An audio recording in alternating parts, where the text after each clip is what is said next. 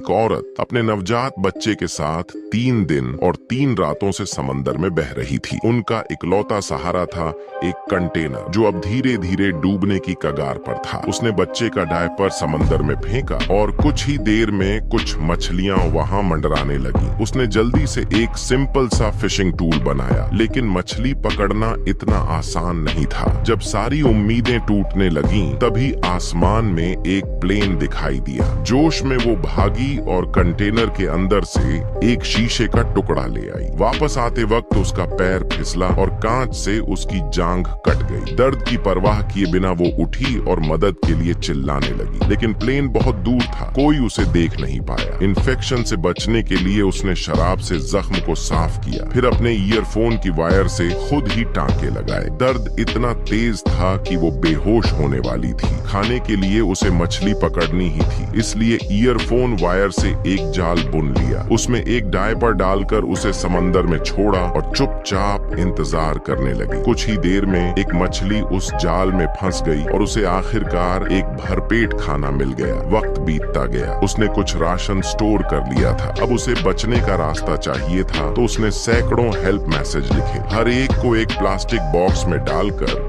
समंदर में छोड़ दिया। रोजाना वो एक पाइप से कंटेनर का पानी बाहर निकालती, वरना पानी भर जाता और कंटेनर डूब जाता। बच्चे को ठंड से बचाने के लिए उसने थर्मस में शराब डालकर आग जलाई, ताकि उससे थोड़ी गर्मी मिल सके। फोन की स्क्रीन टूटी थी, इसलिए वो किसी को कॉल नहीं कर सकती थी, सिर्फ अपने पति की कॉल का इंतजार था। लेकिन एक रात उसके पति ने कॉल की और बताया कि उसे गोली लगी है और अब शायद वो बचाने नहीं आ पाएगा। वो रोते हुए उसे जीने की हिम्मत देता है। उसने रोते हुए बताया कि उनका बच्चा पैदा हो चुका है। फिर पति ने बच्चे से कुछ प्यार भरी बातें की और उसे नोनो नाम दिया। उसके बाद फोन की बैटरी खत्म हो गई और उनका संपर्क टूट गया। कुछ दिन बाद पानी का स्तर काफी बढ़ चुका था। उसने लकड़ी और प्लास्टिक के डब्बों से एक छोटा सा बेड़ा तैयार किया, ताकि अगर कंटेनर डूबे तो वो और बच्चा कुछ वक्त और तैरते रह सके। तभी एक समंदर में उड़ती सीगल दिखाई दी,